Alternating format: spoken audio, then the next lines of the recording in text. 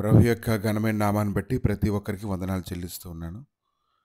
ఈ ఉదయకాలాన్ని ప్రతి విధమైన కీడు నుంచి తప్పించబడడానికి దేవుడు అనుగ్రహించేటువంటి కృపను గురించి మనం జ్ఞాపకం చేసుకోగలగాలి.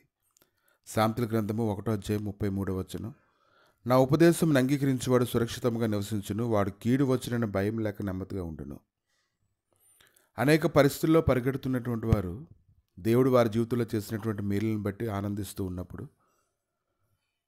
ఆయన గురించినటువంటి సంగతులు వారి హృదయంలో ఉంటాయి. ఎందుకంటే ముఖ్యంగా అనేక రకాలైన కీడులు వారి జీవితంలో సంభవించినప్పుడు దేవుడు వారిని ఎలా తప్పించాడో వారు ఖచ్చితంగా జ్ఞాపకం చేసుకుంటారు. ఒక మనుషుడు కీడులోకి పోకుండా తప్పించబడాలి అంటే ఆయన ఉపదేశం అనేది ఖచ్చితంగా ఉండాలి. ఎప్పుడైతే ఆయన ఉపదేశాన్ని మన హృదయంలో మనం ఉంచుకుంటామో ఖచ్చితంగా మనం ప్రతి విధమైన కీడులో నుంచి మనం తప్పించబడుతూ ఉంటాం. కనుక ఈ దినాన ఆయన ఉపదేశాన్ని అంగీకరించాలి. అది ఎంత సురక్షితంగా ఉంచుతుందో తెలుసుకోగలగాలి.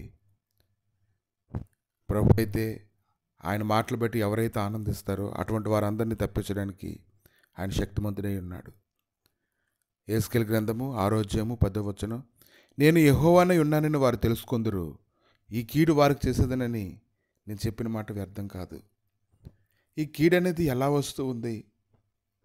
ఈరోజు ఆయన ఉపదేశం ఎవరైతే వినరో వారంతట వారే కీడు తెచ్చుకుంటారు. ప్రభు అయితే వారు కీడు చేయాలని కాదు, కానీ ఎప్పుడైతే మనం ఆయన ఉపదేశాన్ని లెక్క చేయకుండా ఉంటామో మనకు రావాల్సినటువంటి కీడు మనమే అనుభవిస్తూ ఉంటాం.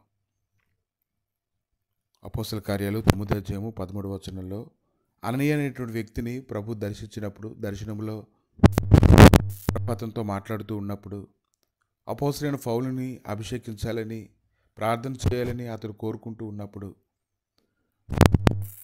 సంగతి అననీయతో మాట్లాడినప్పుడు అననీయతో చెప్తూ ఉన్నాడు, ప్రభువా, ఈ మనుష్యుడు యెరూషలేములో నీ పరిశుద్ధులకు ఎంతో కీడు చేస్తున్నాడని అతని గురించి అనేకుల వల్ల నేను చెప్తూ ఉన్నప్పుడు ప్రభు అయితే అననీయకు ఉపదేశం చేస్తూ ఉన్నాడు, నువ్వు వెళ్ళి నువ్వు చెయ్యు, ఎందుకంటే అతను నేను ఏర్పాటు చేసుకున్నటువంటి సాధనమై ఉన్నాడు, అనేకులకు అతను విమోచించేవాడుగా ప్రభు మాట్లాడని మనం చూస్తున్నాం. కనుక ప్రభు యొక్క ఉపదేశం విన్నప్పుడు ఆయన మనతో మాట్లాడుతూ ఉన్నప్పుడు దాని ప్రకారంగా చేస్తున్నప్పుడు మనం ఖచ్చితంగా మనం తప్పించబడతాము. అది మన కనులకి ఎంత ఆశ్చర్యంగా ఉండొచ్చు, కానీ ప్రభు అయితే ప్రతి విధమైన కీడులోంచి తప్పించడానికి ఆయన శక్తిమంతుడిగా ఉన్నాడు. కనుక ఈ దినాన మీరు బ్రతుకున్నట్లా కీడు విడిచి మేలు వెతుకుడి, అలా చేసినట్లా మీరు అనుకున్న చొప్పున దేవుడును సైన్యములకు అధిపతి యెహోవా మీకు తోడుగా ఉండును. ఆమోస్ గ్రంథము 5:14 కనుక విధేయత అనేది ఆయన యొక్క మాటలు మాట్లాడుతున్నప్పుడు దాంట్లో వివరణ అర్థం చేసుకోగలగాలి.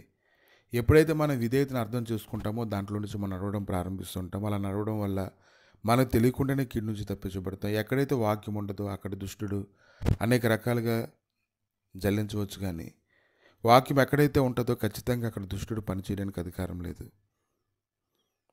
1 సమూయేలు 12:20 భయపడకుడి, మీరు ఈ కీడు చేసిన మాట నిజమే, ఆయనను యెహోవాను విసర్జింపకుండా ఆయనను అనుసరించు పూర్ణ హృదయంతో ఆయన సేవించుడి. కనుక ఇప్పటి వరకు మీరు జీవించిన జీవితం చాలు, ఇక నుంచి పూర్ణ హృదయంతో ఆయన్ని అనుసరించండి. అప్పుడు ఖచ్చితంగా దేవుడు మీకు క్షేమాభివృద్ధిని కలుగజేసి అన్ని విషయాల్లోని సమృద్ధిని దయచేస్తాడు. ప్రభు ఇదిగో తండ్రి, ఉదయకాలాన్ని ఉపదేశం అంగీకరించడం ద్వారా గొప్ప మేలు పొందుతామని నువ్వు చెప్పుచుండగా తండ్రి, కీడనేటువంటి మాట ఎవరి గుడారంలో వినబడకున్నట్లుగా నీ కృప దయచేసి నీ సమాధానంతో నింపి నడిపించి బలపరచమని, ఏ బలహీనత వారిని ఆవరించుకున్నట్లుగా సహాయం అనుగ్రహించి మీరే మహిమ ఘనత ప్రభావాలు పొందమని, నీ శాశ్వతమైన సన్నిధిని తోడుగా ఉంచి కృప చూపించమని యేసుక్రీస్తు నామములు అడిగి వేడుకుంటున్నాము తండ్రి. ఆమేన్.